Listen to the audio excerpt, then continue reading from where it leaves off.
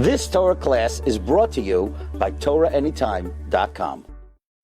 So it's a great zchus to be here in London at the Kever of one of the great Lithuanian Rosh Yeshiva, Rabbi Telzer, who was a Talmud Muvak of Rabbi Yisrael Salanter. He was born in 1841. He was nifter in 1910. He was a Rav in Slobodka and in Kelm. And in 1884 he became a Rav in Telz and established the yeshiva in Telz. So actually it's very interesting.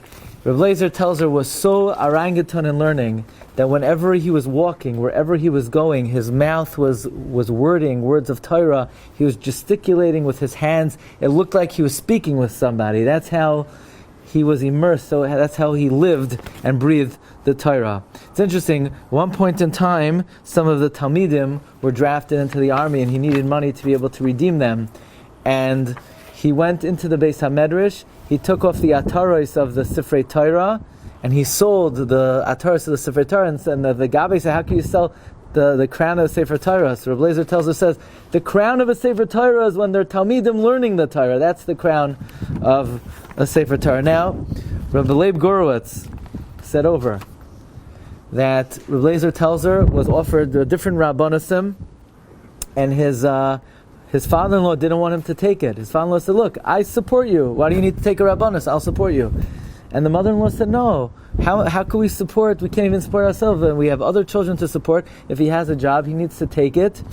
And the father-in-law said, "Look, who knows who's supporting who? You think we're supporting him? Maybe he's supporting us." When finally they agreed to allow him to take the Rabbanus in Slobodka, that very day that he was leaving to Slobodka, his father-in-law came out and he collapsed and he died.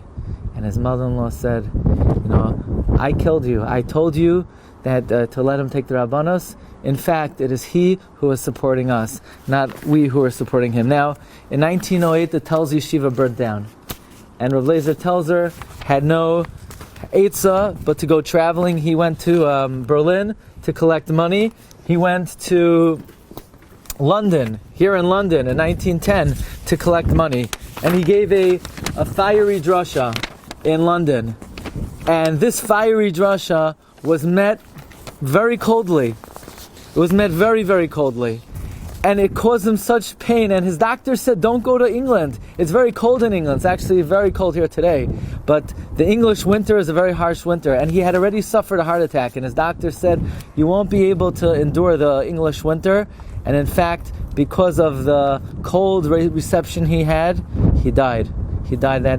Now what's amazing is, Hashgacha has it, that today is the Yahrtzeit of Rabbi Eliezer Gordon. How's that? He was niftar on Dalet Adar, but we couldn't go Dalet Adar Shabbos. So today is the day that people come for his Yahrtzeit. So here it is, the Hashgacha has it, that we should be here on the day that is commemorated as his Yahrtzeit. Now, Rabbi Eliezer Gordon has a sefer, Chidushei Rabbi Eliezer, which is actually printed in the back of Tshuvas Rabbi Eliezer. And I just want to tell you, Dvar Torah, this is a really amazing idea. Especially for some of the tzaddikim over here who don't sleep too much. The first time sleep is mentioned is when Hashem had to put sleep on Adam Arishain to take out the rib, the first surgery. Vayapel Hashem Elokim Tardema ala Adam. God cast down a sleep on Adam. Says Rabbi Eliezer Gordon. From here we learn that sleep is a mapala, it's a downfall. Vayapel, sleep is a downfall. And therefore, you should avoid it as much as possible. And therefore, one should never go to sleep. Why would you put yourself in a self-induced downfall? You learn until you fall asleep.